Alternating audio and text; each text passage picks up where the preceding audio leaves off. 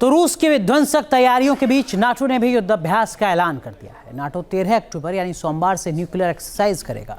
इस अभ्यास का एक अहम हिस्सा हथियारों के इस्तेमाल से पहले उनकी सुरक्षा पर केंद्रित होगा। इसे रूस के खिलाफ नाटो का न्यूक्लियर युद्धाभ्यास माना जा रहा है।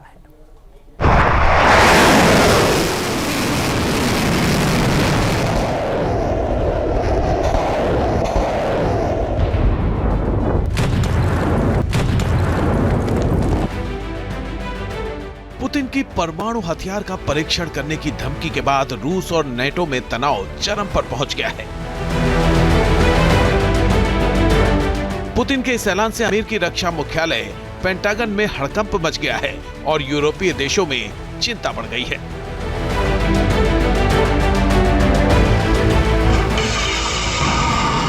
नाटो को डर है कि पुतिन अपनी विध्वंसक मिसाइलों का मुंह उसकी तरफ मोड़ सकते हैं। उनके क्रोध की जद में पूरा यूरोप आ सकता है।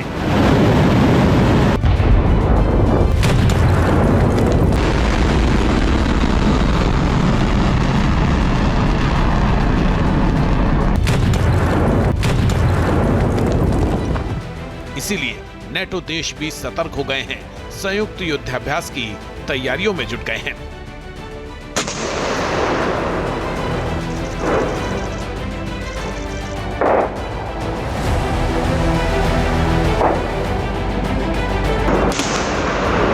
रूस से टेंशन के बीच नाटो की न्यूक्लियर एक्सरसाइज सोमवार से शुरू हो रही है, जिसकी अगुवाई नीदरलैंड कर रहा है।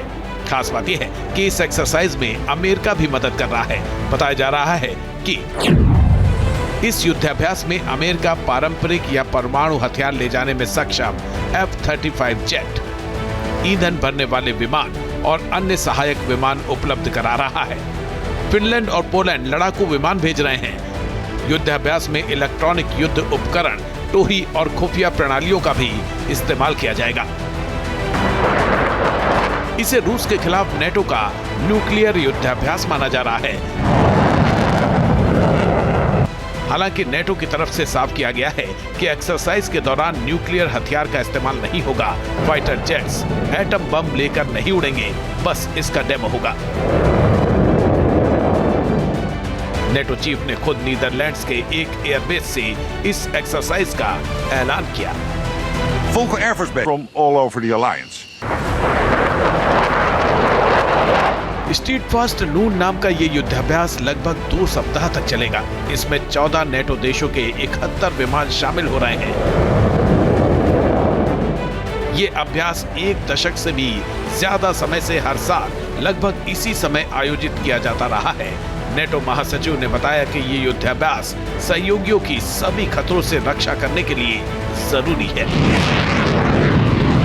We need to do this because it helps us to make sure that our nuclear deterrent remains as credible and as safe and as secure and as effective as possible.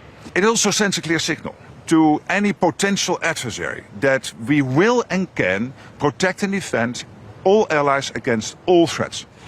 I really want to say to all the participants, lots of success in the exercise. Great that you do this. It is very important.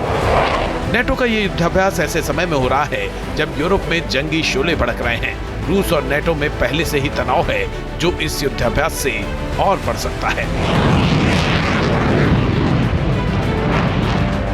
परमाणु हथियार ले जाने में सक्षम बमवर्षक विमान और fighter jet इस युद्धाभ्यास में शामिल हो रहे हैं, लेकिन किसी भी परमाणु हथियार या जीवित गोला बारूद का इस्तेमाल नहीं किया जाएगा। अभ्यास का अधिकांश हिस्सा उत्तरी सागर में रूस और यूक्रेन से दूर आयोजित किया जा रहा है। इसमें बेल्जियम, ब्रिटेन, डेनमार्क और नीदरलैंड्स के सैन्य अड्डे शामिल हो रहे हैं। बेल्जियम के मोन्स स्थित गठबंधन के सैन्य मुख्यालय में नाटो परमाणु अभियानों के प्रमुख कर्नल डैनियल बंच ने कहा कि अभ्यास का एक बड़ा हिस्सा जमीन पर परमाणु हथियारों की सुरक्षा पर केंद्रित होगा। हालांकि रूस के परमाणु परीक्षण की धमकी के बीच उन्होंने ये कहकर जंगी ज्वाला को और भड़का दिया कि नाटो विरोधी से एक कदम आगे रहेगा।